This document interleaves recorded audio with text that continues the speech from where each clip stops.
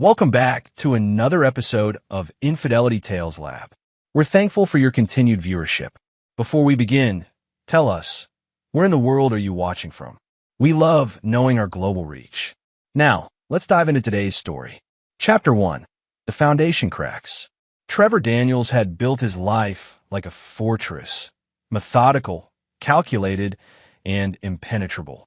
At 42, he owned 3 successful auto repair shops across the city, each one a testament to his relentless work ethic and razor-sharp business mind.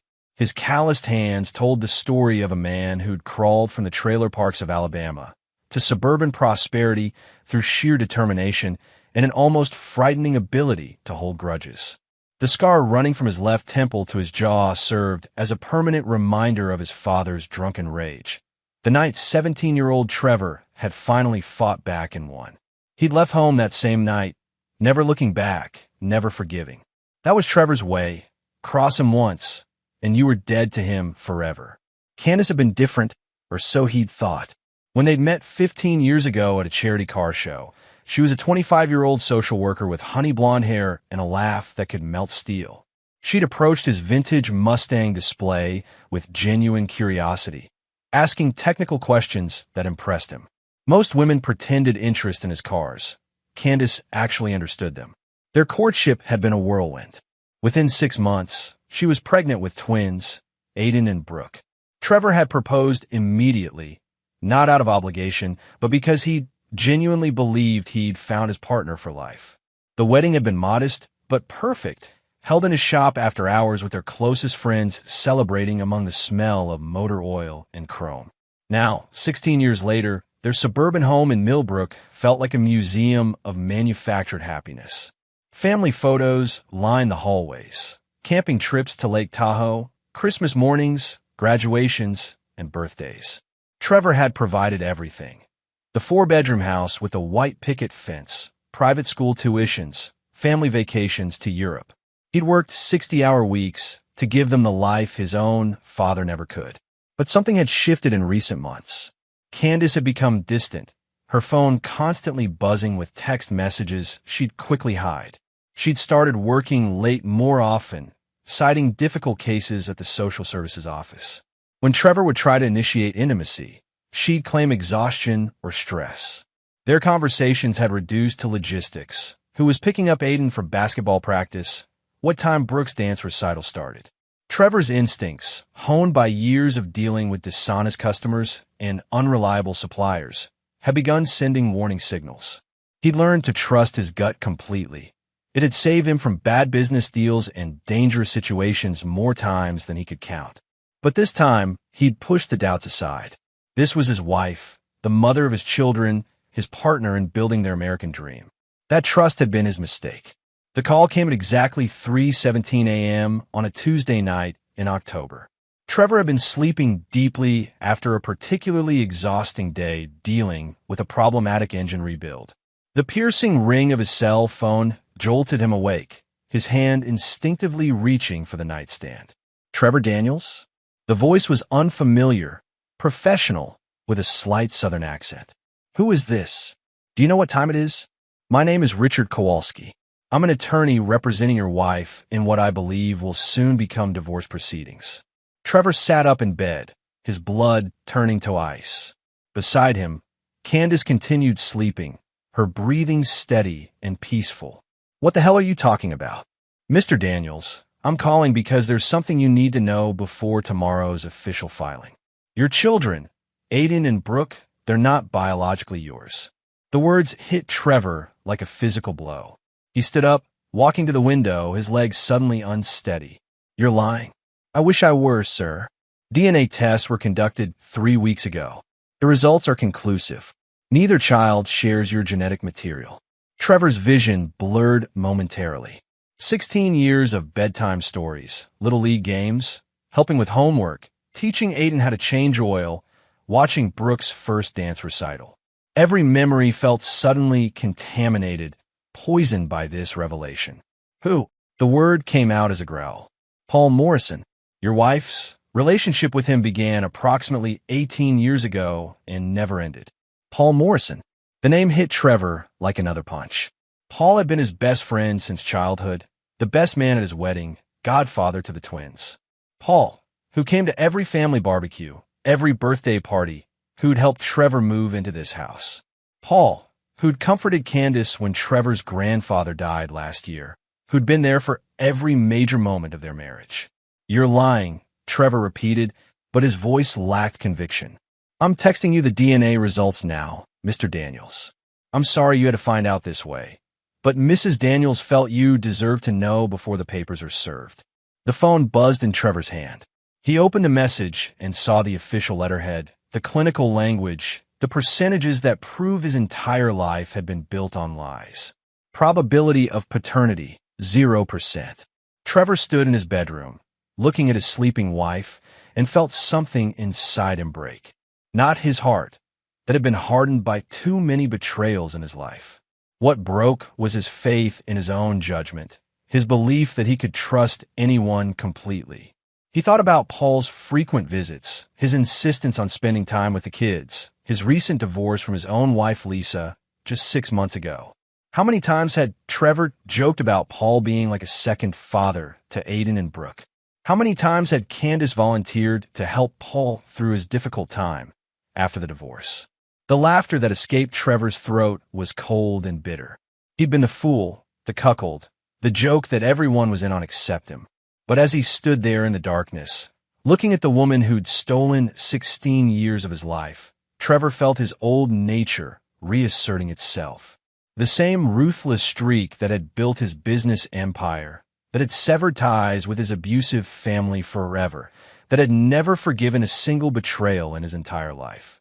Candace and Paul had made the mistake of thinking Trevor Daniels was soft, that he'd simply accept this humiliation and move on.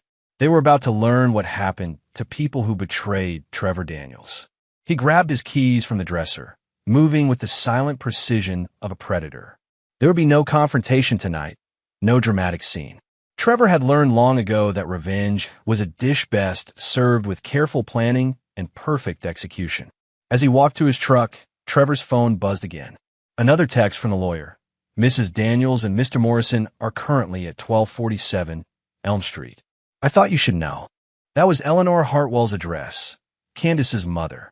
Trevor started his engine and began driving through the empty streets, his mind already calculating possibilities, planning moves like a chess grandmaster.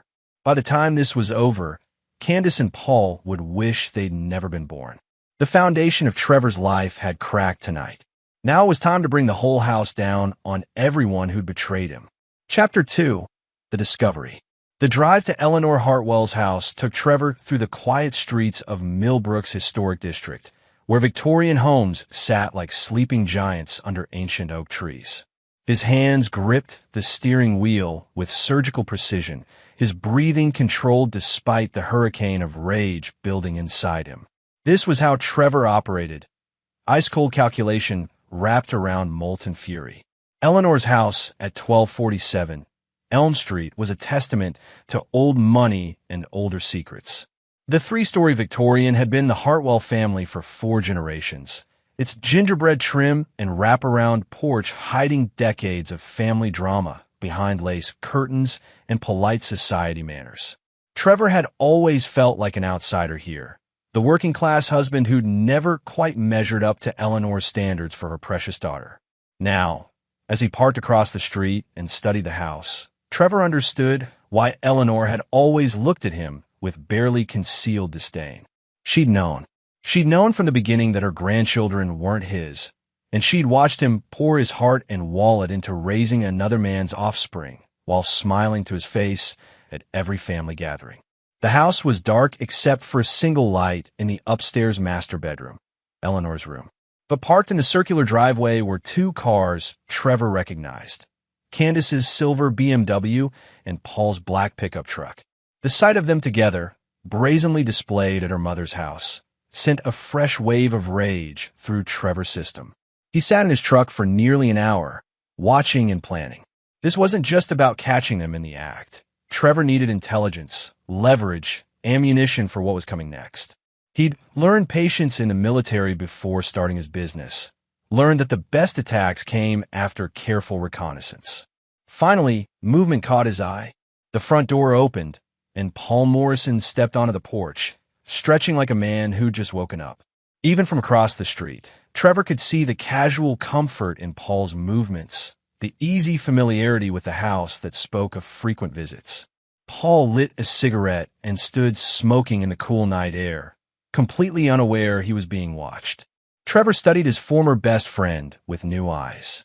Paul had always been the smoother one, the charmer who could talk his way into anything. In high school, Paul had been a quarterback while Trevor worked in the auto shop. They'd bonded over their shared love of cars and their dreams of escaping their dead-end town. When Trevor had started his business, Paul had been there with encouragement and startup capital. When Paul's own construction company had failed 5 years ago, Trevor had offered him work and friendship without question. Looking at Paul now, Trevor wondered how long this betrayal had been planned. Had Paul always coveted Candace? Had their entire friendship been a lie designed to keep Trevor close while Paul stole his life piece by piece? The front door opened again, and Candace emerged wearing a silk robe Trevor didn't recognize. She moved to Paul's side with an intimacy that made Trevor's jaw clench. They spoke in whispers, their body language screaming decades of hidden romance. When Paul pulled her close and kissed her neck, Candace laughed, the same musical laugh that had captivated Trevor 16 years ago. But it was what happened next that made Trevor's blood run cold. The porch light flickered on, and Eleanor Hartwell stepped outside. Instead of the outrage or shock one might expect from discovering her daughter with another man, Eleanor smiled warmly and handed Paul a cup of coffee. The three of them stood together like a family, comfortable and natural in their deception. Eleanor reached up and touched Paul's face with the affection of a mother-in-law who'd always preferred him to Trevor. The gesture was small but devastating. It proved this wasn't a recent affair, but a long-term relationship that had Eleanor's full blessing and support. Trevor's phone buzzed with a text from Candace. "Working late tonight. Don't wait up. Love you." The casual cruelty of the lie, sent while she stood in her lover's arms, crystallized something inside Trevor. This wasn't just adultery. It was a coordinated campaign to humiliate and deceive him while stealing his money, his children, and his future.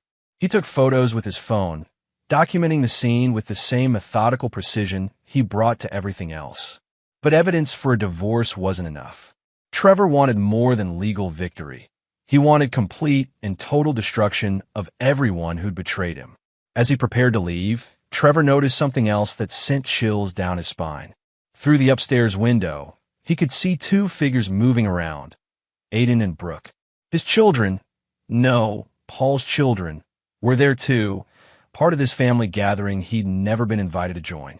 The realization hit him like a physical blow.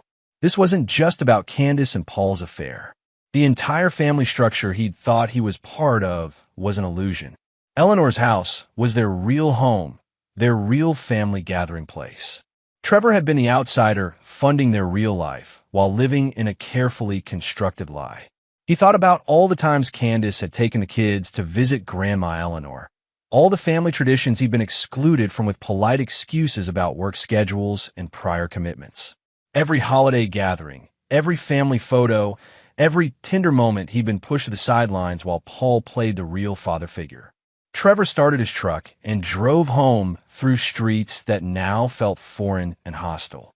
His own house, when he pulled into the driveway, looked like a museum display, beautiful and empty, a stage set for a play he'd never been meant to star in. Inside, he poured himself 3 fingers of bourbon and sat at his kitchen table, staring at the photos on his phone. The loving family scene at Eleanor's house mocked every assumption he'd built his life around. But as the alcohol burned through his system, Trevor felt his old instincts taking over. He'd survived his father's brutality by being smarter and more ruthless than his enemies. He'd built his business empire by outworking and outthinking his competition. Every challenge in his life had been overcome through careful planning and relentless execution. Candace, Paul, and Eleanor thought they'd destroyed him tonight. They had no idea what they'd actually done was awaken something they should have left sleeping. Trevor Daniels had never lost a war he'd chosen to fight, and this war was going to be unlike anything they could imagine. By dawn, Trevor had filled 3 notebooks with plans, timelines, and contingencies. He'd identified every weakness in their defenses, every asset they thought was safe, every relationship they valued. The lawyer who'd called him had inadvertently provided the opening move in what would become the most comprehensive campaign of destruction Trevor had ever orchestrated. Candace and Paul thought they'd won by revealing their secret. They were about to learn that some victories come with a price too terrible to imagine. Chapter 3: The War Begins. Trevor didn't go to work the next morning. Instead, he sat in his kitchen drinking coffee and watching Candace perform her morning routine with the clinical detachment of a predator studying prey. She moved through their house with the practiced ease of someone living a perfectly scripted lie, making breakfast, chatting about the weather, kissing his cheek goodbye with lips that had been on another man just hours before. "Late meeting tonight," she said, adjusting her earrings in the hallway mirror. "Might not be home until after 10. Another lie delivered with Academy Award conviction. Trevor nodded and smiled, playing his part in their grotesque theater. "I'll leave dinner in the fridge." After Candace left, Trevor called his 3 shop managers and told them he was taking a personal week. Then he drove to a part of town he rarely visited, the kind of neighborhood where people minded their own business and asked few questions. Frank Castellano's private investigation agency operated out of a strip mall between a pawn shop and a tattoo parlor. Frank was a 60-year-old ex-cop who'd lost his badge for excessive force, but gained a reputation for results that stayed off official records. Trevor had met him 5 years ago when a business partner had tried to steal from him, and Frank had provided evidence that destroyed the man's life completely. "Trevor fucking Daniels," Frank grinned, standing up from behind his cluttered desk. "I wondered when you'd darken my door again. Someone steal from you." "Something like that," Trevor said, settling into the cracked leather chair across from Frank's desk. "I need a complete background investigation. Financial records, travel patterns, communication logs, employment history, medical records, family connections, everything." Frank pulled out a yellow legal pad. "Who are we looking at?" "My wife, Candace Daniels, her lover, Paul Morrison, and her mother, Eleanor Hartwell." Frank's pen stopped moving. In 30 years of private investigation, he learned to read people's motivations with surgical precision. The man sitting across from him wasn't looking for closure or evidence for a divorce settlement. Trevor Daniels was planning a war. "This is going to cost you, and I mean serious money. The kind of deep dive you're talking about, the kind that gets into sealed records and protected databases. That's not cheap." "Money isn't a concern," Trevor said, sliding a bank cashier's check across the desk. "I want to know everything. Every secret, every weakness, every mistake they've ever made or try to hide. And I want it done quietly." Frank looked at the check, $50,000. More than enough to buy silence and thoroughness in equal measure. "What's the timeline?" 2 weeks. After that, I start phase 2. "And what's phase 2? Trevor stood up, straightening his jacket. "You don't want to know, Frank. You really don't want to know." From Frank's office, Trevor drove to his lawyer's office downtown. Mitchell Gray had been handling Trevor's business affairs for 8 years, guiding him through acquisitions, contracts, and the occasional lawsuit. Mitchell was expensive, connected, and completely without moral scruples when it came to protecting his client's interests. "Trevor," Mitchell said, gesturing to the chair across from his mahogany desk, "I heard about the situation. I'm sorry." "No, you're not," Trevor said calmly. "You're calculating billable hours and wondering how much this divorce is going to cost me. So let me save you some time. I'm not getting divorced." Mitchell's eyebrows rose. "I'm not sure I understand." "Candace thinks she's going to divorce me and take half my assets while moving in with her lover. She's miscalculated badly." Trevor leaned forward. "I want you to quietly liquidate some of my holdings and move the money offshore.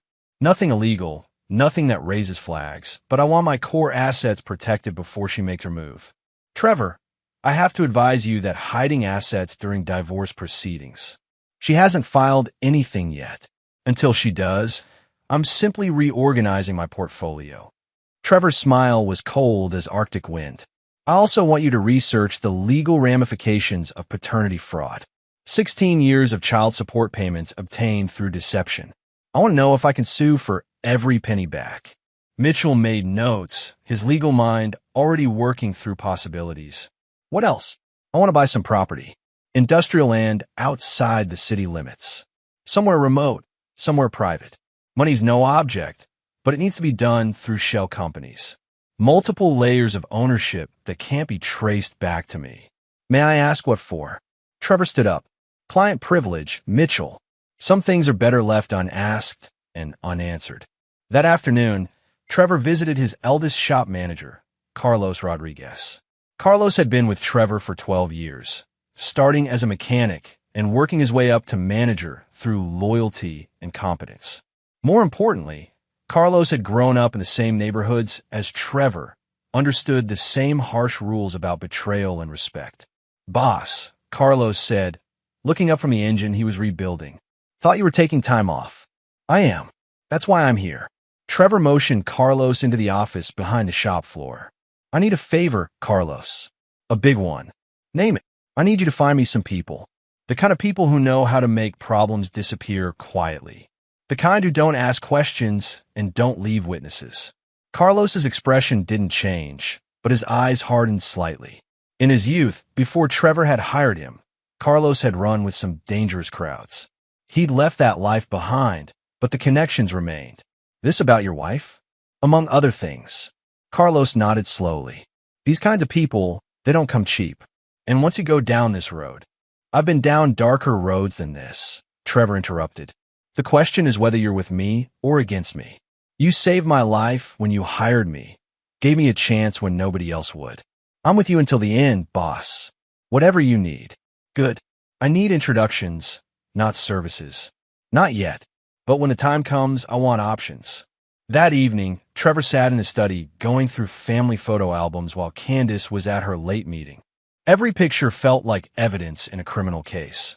Birthday parties where Paul stood too close to the children.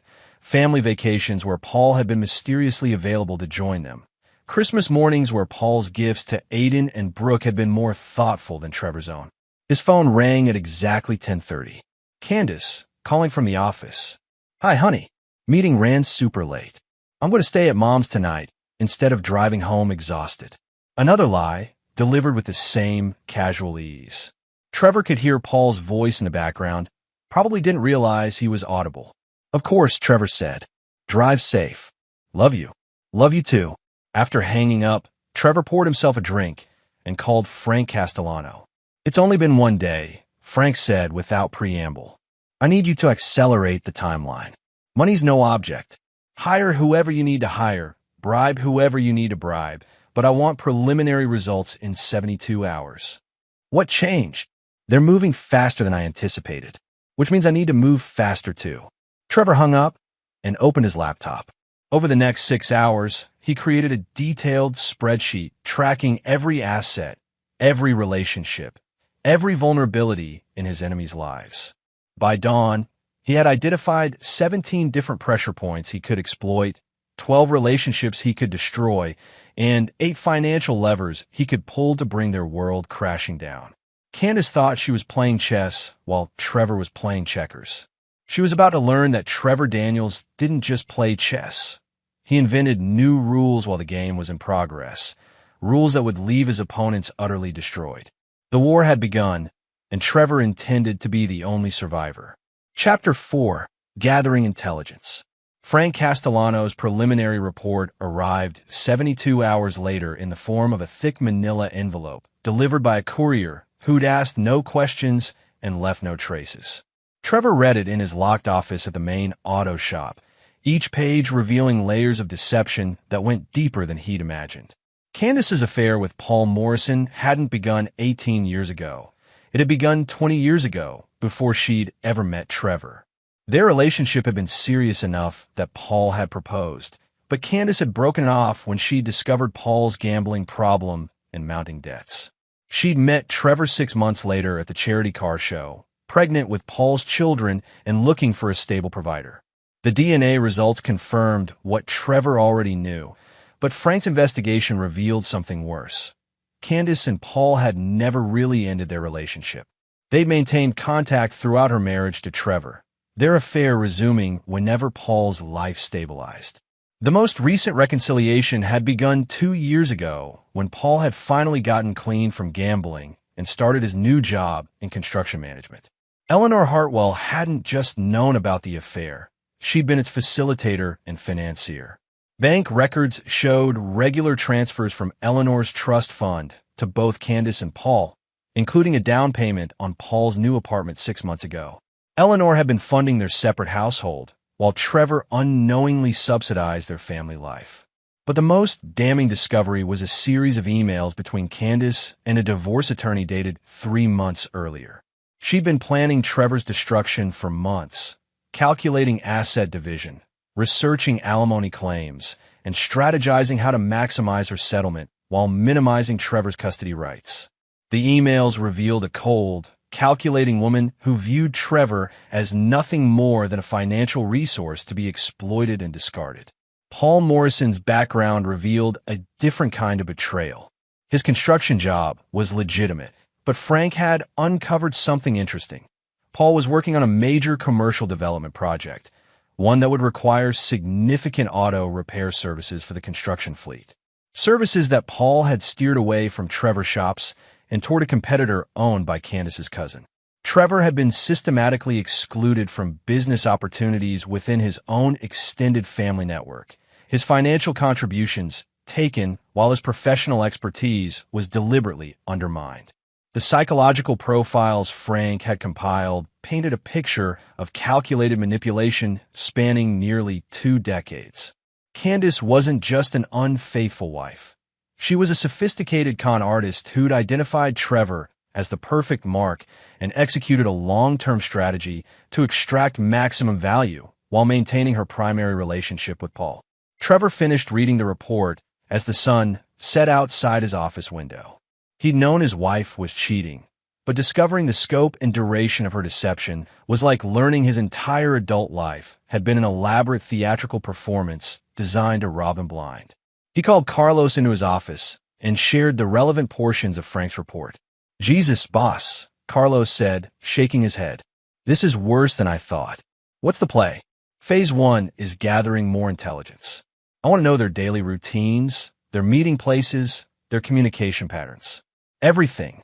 Trevor opened his desk drawer and pulled out a small digital device. Frank provided some interesting toys. Tracking devices, audio surveillance, digital monitoring equipment. All legally gray, but not technically illegal if deployed correctly. You want me to plant these? I want you to coordinate with Frank's people. Professional surveillance, professional equipment, professional results. We're going to map their entire operation before we strike. Carlos nodded. And Phase 2. Trevor's smile was arctic. Phase 2 is where things get creative. That weekend, while Candace took the children to visit Eleanor, officially, and Paul, unofficially, Trevor visited the industrial property Mitchell Gray had purchased through shell companies. 200 acres of abandoned warehouse, space 40 minutes outside the city, surrounded by chain-link fence and completely isolated from neighbors or casual observers. The main warehouse was a relic from the 1970s, its concrete floors and high ceilings perfect for Trevor's purposes. He spent the day taking measurements, planning renovations, and envisioning how the space would serve his ultimate goals. On Monday morning, Trevor visited his bank and liquidated another $1 million in assets, transferring the money to offshore accounts Mitchell had established. Then he drove to a meeting with someone Carlos had introduced him to, a man who called himself Vincent and asked no questions about names or motivations. Vincent operated out of a legitimate security consulting firm, but his real expertise lay in acquiring items and services that existed in legal gray areas. For the right price, Vincent could provide equipment, expertise, and personnel for situations that required absolute discretion. "Your friend Carlos says you need some specialized assistance," Vincent said, his office decorated with military memorabilia and framed photos of security deployments in various global hotspots. "I need to renovate a warehouse space for some private business activities. The work needs to be done quietly, by people who don't keep records or ask questions." "What kind of renovations?" Trevor handed Vincent a detailed set of architectural drawings he prepared over the weekend. Soundproof rooms, reinforced construction, specialized lighting and ventilation, underground storage areas, security systems that couldn't be monitored by outside agencies. Vincent studied the plans with professional interest. This is specialized construction, the kind that requires specialized workers and specialized silence. Money's no object. Timeline is 4 weeks. This is going to cost serious money. 7 figures. Trevor handed him a cashier's check. That's a down payment. You'll get the rest when construction is complete and tested to my specifications. Vincent looked at the check, $500,000, and nodded slowly. I'll have crews here tomorrow. They'll work nights, use cash, and forget this place exists when they're done. That evening, Trevor sat in his study reviewing Frank's expanded surveillance reports. The intelligence picture was becoming clearer. Candace and Paul maintained a regular schedule of meetings, communications, and financial transactions that revealed a parallel life completely separate from anything Trevor had known about.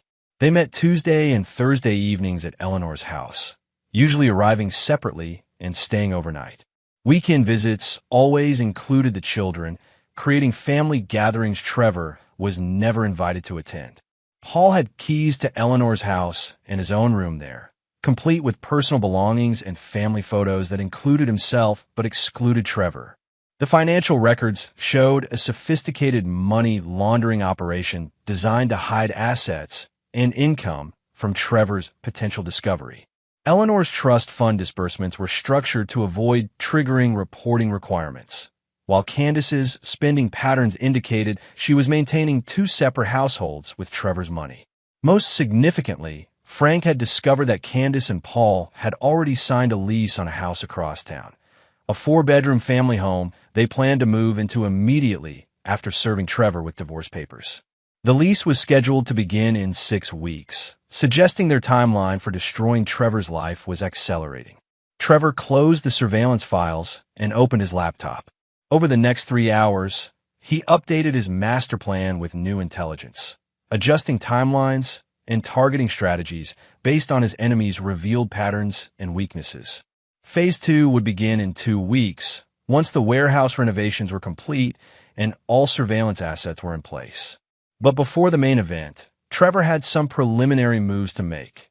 Strategic strikes designed to destabilize his targets and create the psychological conditions necessary for their complete destruction.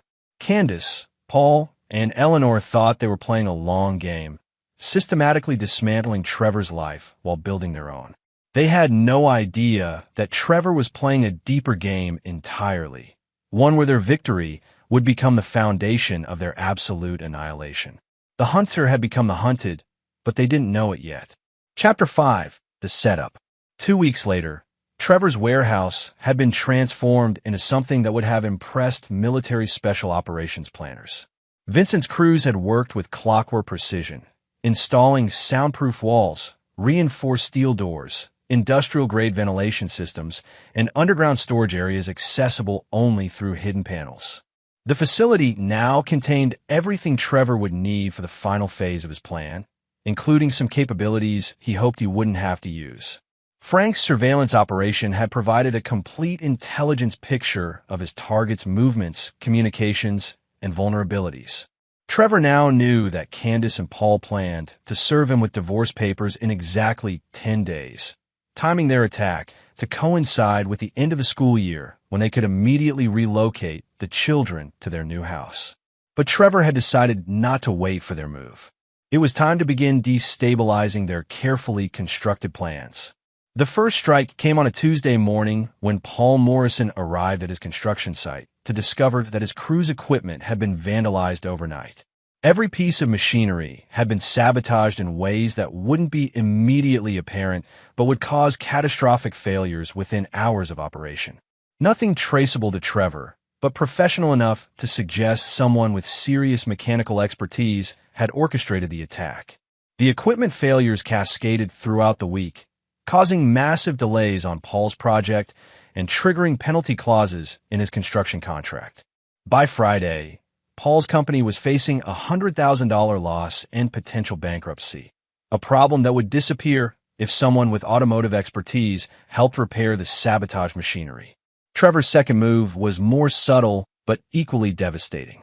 Through shell companies and intermediaries, he began acquiring dead instruments and business relationships throughout Candace and Paul's extended network.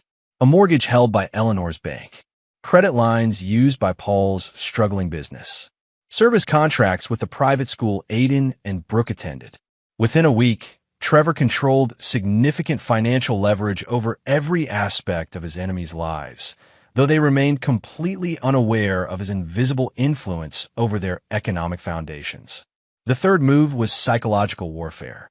Trevor began leaving subtle evidence that he knew more than he was admitting.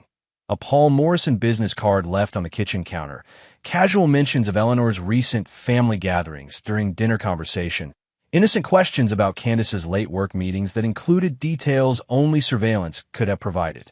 The effect was to create paranoia and suspicion among his targets without giving them any concrete evidence of Trevor's knowledge or intentions. Candace became increasingly nervous. Paul started looking over his shoulder, and Eleanor began insisting on more security measures for their clandestine meetings. But Trevor's masterpiece was the fourth move, one that required patience, timing, and absolute precision. Through Vincent's contacts, Trevor had arranged for Paul Morrison to be offered a lucrative construction contract in another state. The offer came from a legitimate company with an excellent reputation, but the contract was structured to require Paul's immediate relocation to oversee a year-long project. The financial terms were too good to refuse, but accepting would mean leaving behind his relationship with Candace and the children just as their divorce plans were reaching fruition. Trevor had created a classic dilemma. Paul could choose financial security or personal relationship, but not both. Either choice would destabilize the conspiracy against Trevor and provide openings for further manipulation. The surveillance reports showed the stress fractures beginning to appear. Candace and Paul's meetings had become tense, their conversations increasingly focused on disagreements about timing and strategy. Eleanor had begun questioning whether their divorce plans were moving too quickly, suggesting they needed more time to prepare for Trevor's potential responses. Trevor's systematic pressure campaign was working exactly as designed, creating doubt, fear, and conflict among his enemies while positioning himself as an invisible puppet master, controlling their choices and reactions. On Friday evening, Trevor received a text from Candace canceling their weekend plans due to a family emergency at Eleanor's house. Instead of the anger or suspicion such a message might have provoked a month earlier, Trevor felt only satisfaction.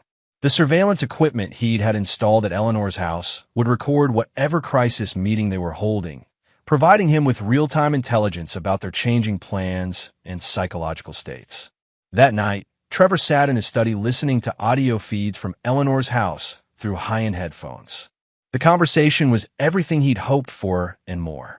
"Something's wrong," Candace was saying, her voice tight with stress. "Trevor's been different lately. He knows things he shouldn't know."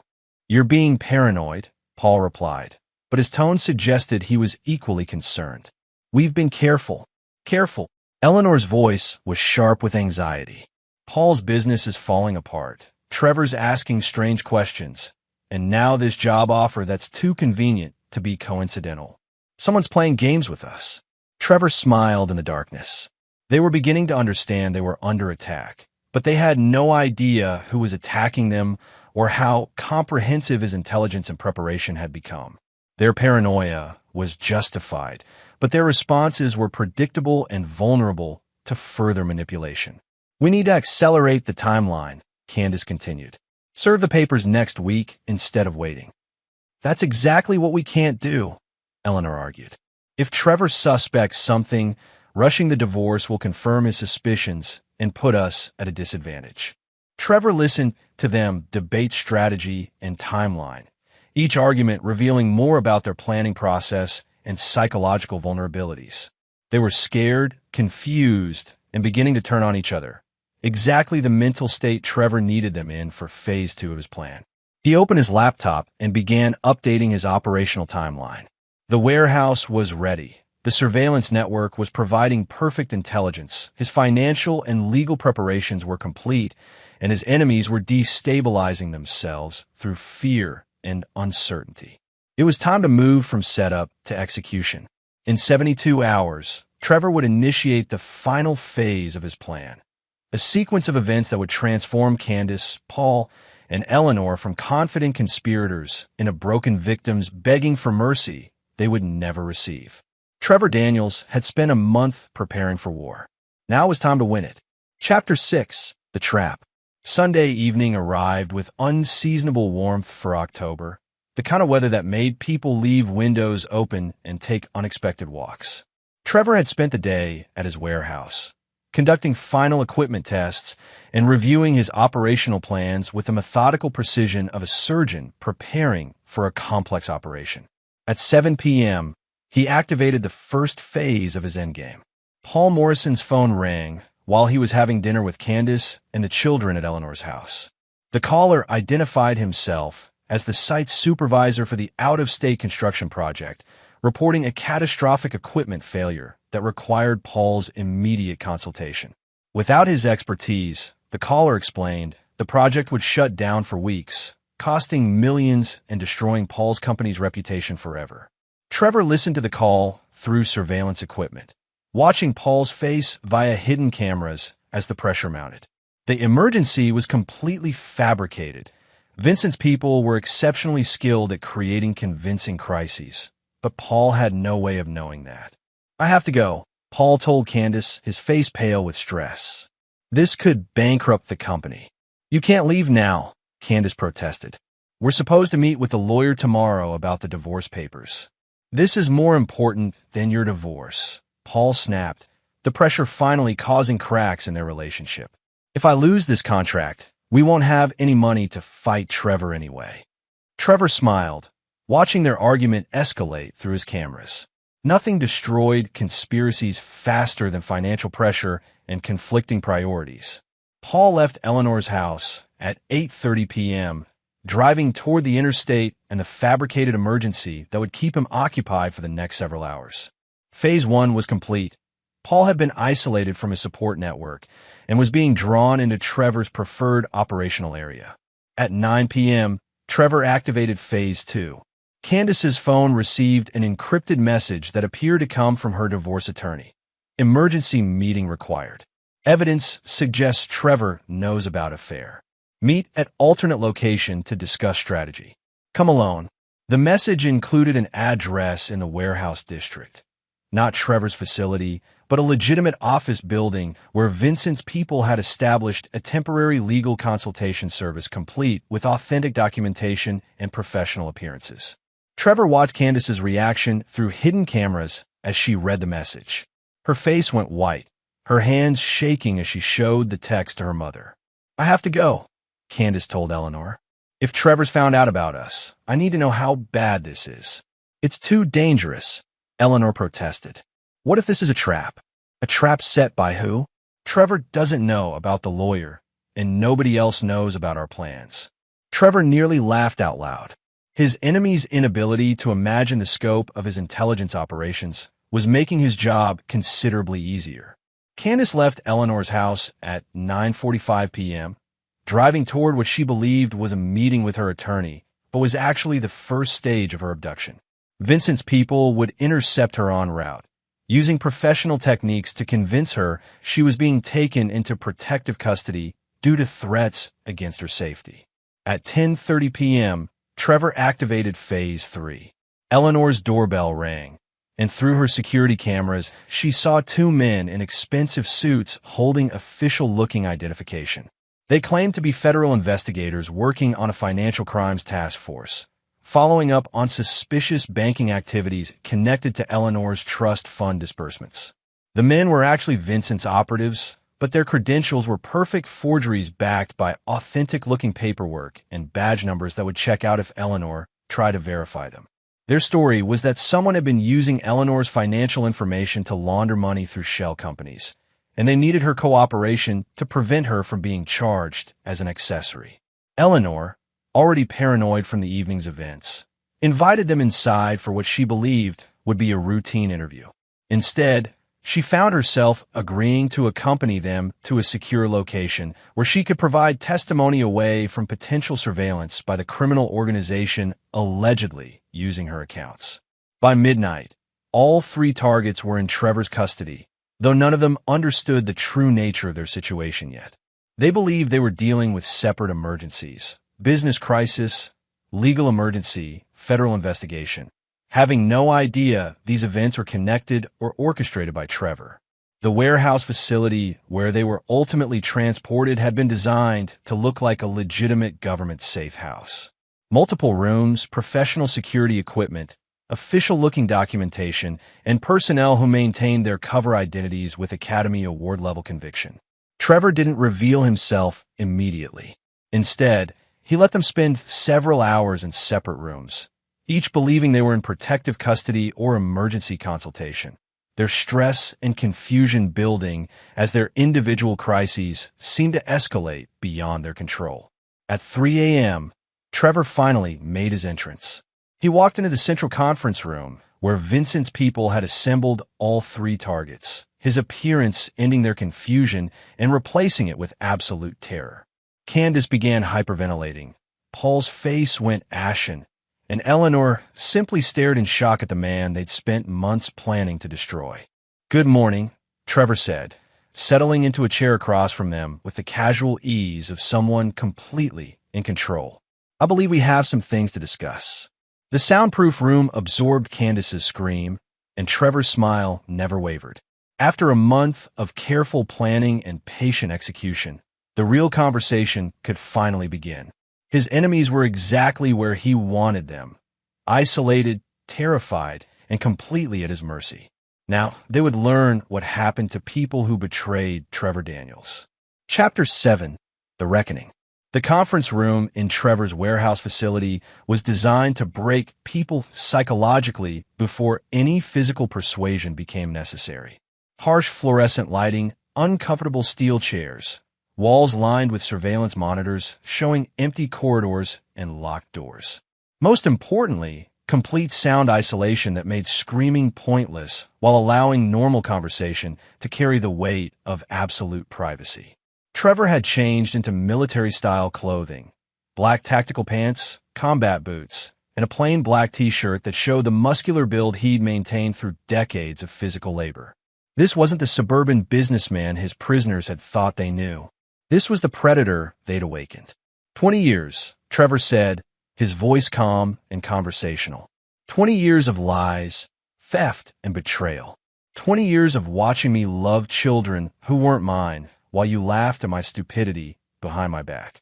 Candace was sobbing, her carefully maintained facade of suburban respectability completely shattered. Paul sat rigid with terror, finally understanding the magnitude of his miscalculation. Eleanor maintained her aristocratic composure, but her hands shook as she gripped her chair. "Trevor, please," Candace began, but Trevor held up a hand for silence. "I'm going to explain how this works," he continued. "You're going to listen, you're going to confess everything, and then you're going to pay for what you've done. The alternative is considerably less pleasant." He pressed a button on a remote control, and the wall-mounted monitors came alive. The screens showed surveillance footage from months of watching them: intimate moments between Candace and Paul, financial meetings with Eleanor, conversations about divorcing Trevor and stealing his assets, even footage of family gatherings where they'd celebrated holidays together while excluding him. "I know everything," Trevor said. "Every lie, every theft, every moment you thought you were safe. I know about the offshore accounts, the shell companies, the business deals you steered away from my companies. I know about the house you're planning to move in next week, and I know about the custody strategy designed to keep me away from children I spent 16 years loving." Paul finally found his voice. "Trevor, man, we can work this out. It doesn't have to be like this." Trevor's laugh was ice cold. "Work it out. You stole my wife, my children, my money, and 16 years of my life. You were my best friend, and you betrayed me every single day for 2 decades. There's no working this out, Paul. There's only paying the price." Eleanor tried to maintain her authority. "This is kidnapping, Trevor. You can't." "I can do whatever I want," Trevor interrupted. You're 40 miles from civilization in a facility nobody knows exists, held by people who don't exist on any official records. I could keep you here forever, and nobody would ever find you. He stood up and walked to a cabinet, retrieving a leather portfolio filled with documents. But I'm not a monster. I'm a businessman, so I'm going to offer you a choice. Trevor placed the documents on the table. Option 1. You confess everything on video, transfer all stolen assets back to me, sign custody documents giving me full rights to Aiden and Brooke, and agree to disappear from their lives permanently. In exchange, I let you live. And option 2, Eleanor asked, though her voice suggested she didn't want to know. Option 2 is why I built the soundproof underground storage areas, Trevor said simply. The threat hung in the air like a physical presence. These people had underestimated Trevor Daniels completely, thinking he was a soft suburban businessman who would accept their betrayal and move on with his life. They were discovering that the man they tried to destroy was far more dangerous than they'd ever imagined. The confessions will be detailed, Trevor continued. I want dates, amounts, methods, co-conspirators. I want the complete story of how you planned to destroy my life, starting from the day you decided to use me as your financial provider while maintaining your real relationship. He activated a professional video camera mounted on a tripod. Candace, you're first. Start with when you discovered you were pregnant with Paul's children and decided to find a reliable husband to support them. I can't, Candace whispered. Trevor's expression didn't change, but he pressed another button on his remote control. Through the conference room speakers came audio of Aiden and Brooke laughing, children's voices that had been the center of Trevor's world for 16 years. Those children are going to grow up either knowing their mother cooperated with justice, Trevor said, or wondering why she disappeared without explanation. Your choice. The psychological pressure was devastating. Trevor wasn't just threatening their lives. He was threatening their relationships with the children they'd stolen from him. The same children whose love had been Trevor's greatest joy and deepest wound. One by one, they broke. Candace confessed first, her video testimony revealing the calculated nature of their deception with devastating clarity. She'd identified Trevor as a suitable provider after Paul's gambling addiction had made him an unreliable partner. Their marriage had been a business arrangement designed to extract maximum financial support while maintaining her real relationship with Paul. Paul's confession was even more damaging, revealing the systematic way he'd undermined Trevor's business interests while pretending friendship. He'd steered contracts away from Trevor's shops, shared confidential business information with competitors, and actively sabotaged Trevor's professional relationships within their extended network. Eleanor's testimony revealed the scope of the financial conspiracy, including detailed records of money transfers, asset hiding strategies, and the coordination required to maintain their parallel family structure for 2 decades. By dawn, Trevor had comprehensive video confessions, signed legal documents transferring all contested assets to his name, and custody agreements that would make him the children's sole guardian. More importantly, he had complete psychological dominance over 3 people who would never again threaten his interests or relationships. But Trevor wasn't finished. The confessions and legal documents were just the foundation for the real punishment he'd planned. Now comes the interesting part, Trevor said, his smile holding no warmth whatsoever. You're going to disappear. The final phase of Trevor's plan would ensure that Candace, Paul, and Eleanor could never threaten him again, while sending a message to anyone else who might consider betraying Trevor Daniels in the future.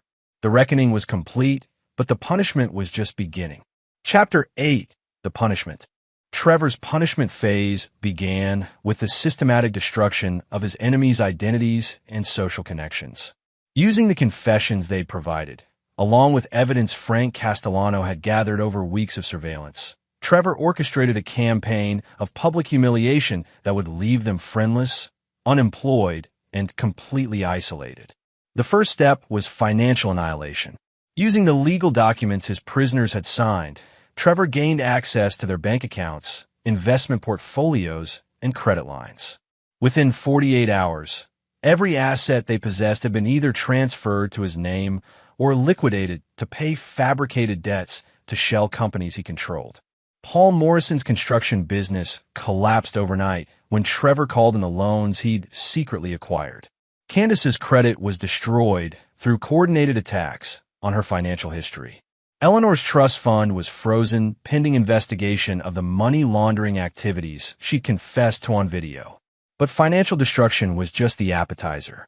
Trevor's main course was social obliteration. He released carefully edited portions of their video confessions to select members of their social and professional networks. Candace's colleagues at the Social Services Office learned about her systematic deception and theft. Paul's construction industry contacts received evidence of his fraudulent business practices. Eleanor's country club friends discovered her role in facilitating 2 decades of adultery and financial crime. The effect was devastating. Candace was fired from her job and blacklisted from social services work throughout the state. Paul's construction license was revoked pending investigation. Eleanor was expelled from her country club and shunned by the social circles that had defined her identity for 60 years. Trevor didn't stop with their immediate networks.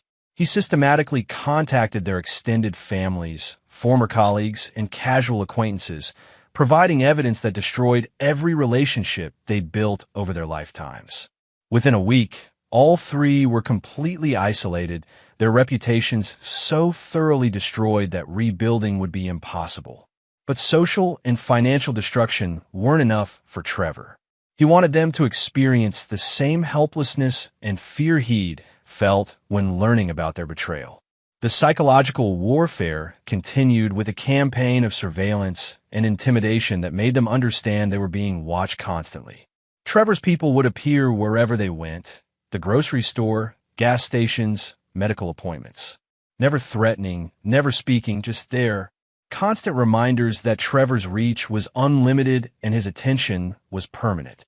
Their phones received calls at random hours, sometimes silence, sometimes audio of their own conversations played back to them, sometimes just breathing before the line went dead. Mail was delivered to addresses where they no longer lived. Their few remaining acquaintances received anonymous packages containing evidence of additional crimes and betrayals. The message was clear: Trevor owned their lives completely, and there was nowhere they could hide from his influence. 3 weeks after their confessions, Trevor made his final move. Candace received a package containing divorce papers, custody documents awarding Trevor full parental rights, and a one-way bus ticket to a small town in Montana where Vincent's people had arranged for her to work as a night shift janitor at a meat processing plant. The job was legitimate, but was also completely isolated from any social connections or professional opportunities. Paul's package contained bankruptcy documents, criminal complaint forms that would be filed if he remained in the state, and a one-way ticket to Alaska where he could work in oil field construction. Dangerous, isolated work that matched his new status as a social outcast. Eleanor's package was the most devastating. Documentation proving her son-in-law now controlled her former home, her bank accounts, and her social connections. Her one-way ticket was to Florida, to a retirement community that catered to indigent elderly residents with no family support. Each package included the same handwritten note: "You have 48 hours to disappear. If I ever see any of you again, if you ever contact Aiden or Brooke, if you ever return to this state, the videos of your confessions will be released in their entirety to every news outlet in the country. You will spend the rest of your lives as public symbols of betrayal and fraud." Trevor watched through surveillance cameras as each of them received their packages, their faces reflecting the complete hopelessness of people who'd lost everything and had no path back to their former lives. But Trevor had one final surprise. On the day they were scheduled to leave town, Trevor arranged to be at the bus station, not to threaten or gloat, but to deliver his final message personally. "You thought you could steal my life and disappear into your happy ending," he told them, his voice carrying across the nearly empty terminal. "Instead, you taught me something important. There are 2 kinds of people in this world, predators and prey. You spent 20 years thinking I was prey. Now you know better." He handed each of them a final envelope. Inside were bank account numbers for offshore accounts containing $50,000 each, enough money to start over, but not enough to live comfortably. The accounts came with conditions. The money could only be accessed if they remained in their assigned locations and never contacted anyone from their former lives. "I'm not a monster," Trevor said. "I'm giving you a chance to rebuild. But understand this. I will be watching. I will always be watching. And if you ever try to come back, if you ever try to contact my children, if you ever try to interfere with my life again, those confessions will be the least of your problems."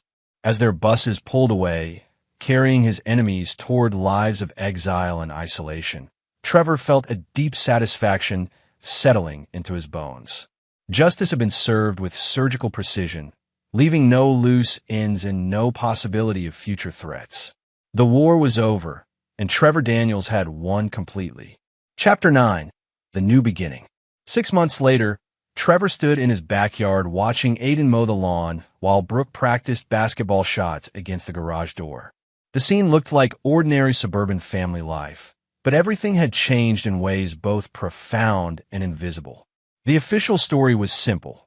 Candace had suffered a nervous breakdown and voluntarily relinquished custody while seeking treatment out of state. Paul had relocated for work opportunities. Eleanor had moved to Florida for retirement. Clean, legal, and completely believable to anyone who didn't know the real story. Aiden and Brooke had initially been devastated by their mother's breakdown and sudden departure, but Trevor had been patient and supportive during their transition. He'd arranged for counseling, maintained their school and social activities, and gradually helped them understand that sometimes people made choices that hurt the people they loved most. The DNA revelation remained Trevor's secret. He decided the children didn't need to know their biological parentage. They'd already lost enough stability, and learning about the deception that had defined their entire lives would serve no constructive purpose. In every way that mattered, Trevor was their father, and they were his children. What the children didn't know was that their mother, Paul, and grandmother were alive and well in their new lives of exile. Candace was actually working as a veterinary assistant in Montana. Trevor had arranged for better employment than the meat processing plant, recognizing that complete destitution would serve no purpose.